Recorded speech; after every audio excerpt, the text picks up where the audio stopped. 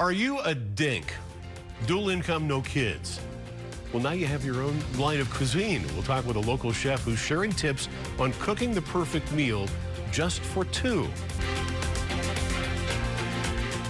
All right, dual income, no kids. You're a dink. But cooking for just two people isn't exactly the easiest thing to do sometimes. You end up having a lot of waste. You spend more money than you necessarily want to, so you feel like you're just throwing things away. But joining us now with some ways to cook for two is Chef Alicia with Dink Cuisine. Chef, thank you for being with us. Thank you. Thanks, Steve. So this is a thing that a lot of people don't really give a lot of thought to, because you're right. I mean, you end up wasting a lot of food. Right. You shop for more things than you need. It's true. So where do you begin in becoming a connoisseur of Dink cuisine? Well, Dink stands for dual income, no kids.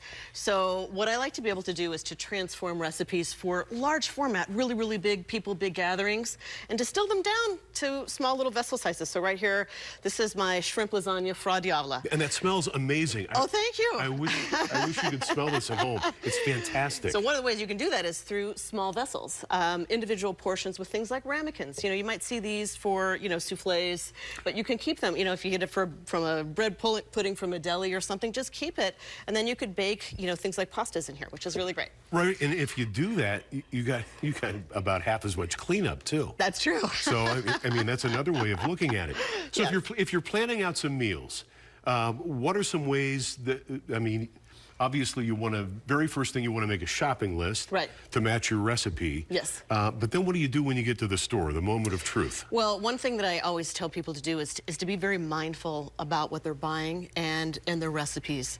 And one of the ways you can sort of recalibrate to your household. So for recipes for two, one of the reasons why it came about for me is because there's only me and my husband. We're childless by choice.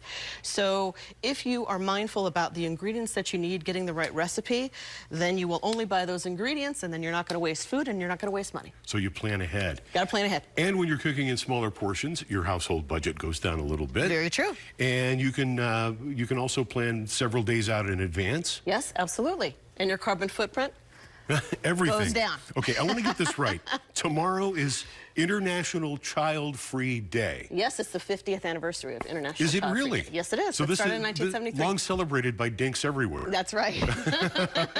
So do you have a particular recipe to just kind of combine all this for the celebration? Well, I love doing my lasagnas, but there's so many different things that are great. I mean, there are ways that you could do different types of pastas. Even if you have fresh pasta, you could use this same sort of ramekin and actually twist it around, put your sauce on it, and then actually bake it so it's warm. So you could do a fettuccine alfredo with that. Is absolutely delicious. A little bit of extra Parmesan on top. Anytime we sort of bake something, it's always nice just to have a little bit of garnish. I always have a little bit of fresh parsley here and a little bit of our basil, and then you're done. Fantastic.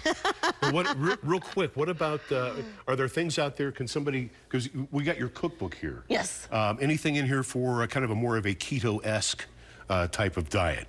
Well, an Italian cookbook for two, it is a little bit carb heavy. But I do have a ketogenic cookbook. Really? That's a vegetarian cookbook, which is really fun. Okay. And so that's a way that you could really keep your carbs down, be extra healthy. But I will tell you that I make this recipe with wonton wrappers, which is about half the carbs as traditional lasagna noodles. Okay. So it is actually really fantastic because this is a lot less carby as you would think. I'm glad I asked. Yes, I'm glad you did ask. Super quick, where can people find your book, your cookbook? Amazon.